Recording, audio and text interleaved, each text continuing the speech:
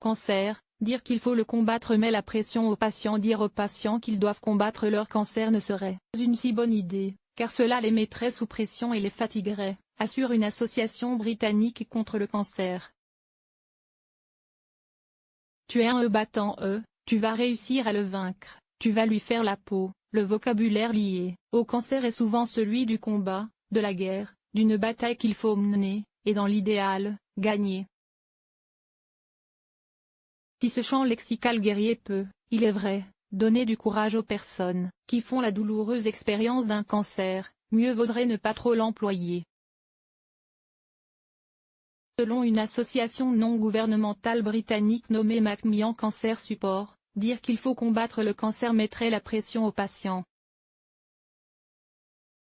Résultat, ils se sentent coupables d'avoir peur, d'être malades, et s'empêchent de penser à leur mort.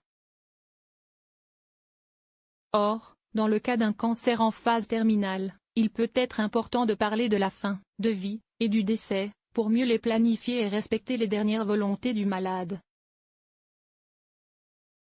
Selon l'ONG Macmillan, des milliers de personnes mouraient ainsi à l'hôpital, loin de chez elles, du fait de ce fossé de communication entourant la fin de vie. Le fait de rapporter le cancer à un combat à mener serait aussi extrêmement fatigant, épuisant pour les patients, car ils doivent sans cesse faire preuve de courage, ne pas se lamenter ni se plaindre de leur douleur, ne pas s'inquiéter. D'après l'enquête commandée par l'organisme de bienfaisance, près de 2/3 des personnes malades du cancer ne parlent à personne de leur crainte de mourir, en raison de la pression qui pèse sur elles à rester combattantes. Des mots forts qui empêchent d'autres mots d'être mis sur la table. Nous savons que lutter contre le cancer peut aider certaines personnes à rester optimistes face à leur maladie, mais pour d'autres, l'effort que nécessite le fait de garder un visage courageux est épuisant et inefficace sur le long terme.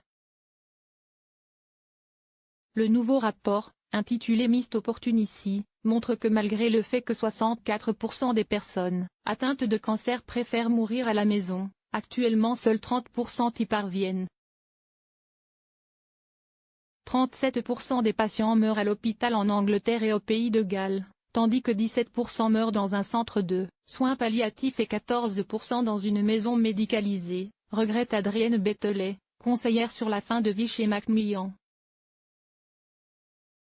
Pour l'association, il faut donc garder en tête que les mots que l'on emploie à propos d'un cancer ne sont pas anodins, et peuvent parfois créer une pression, un poids, voire un obstacle pour le patient concerné. Dans de nombreux cas, les patients ne savent même pas qu'ils ont le choix de l'endroit où ils peuvent être soignés durant leurs derniers jours, et en dépit des contacts réguliers entre les patients et l'équipe médicale, ces points ne sont généralement pas abordés, déplore l'ONG. Elle a donc interpellé le gouvernement britannique afin que les questions autour de la fin de vie soient davantage abordées. Source : The Telegraph.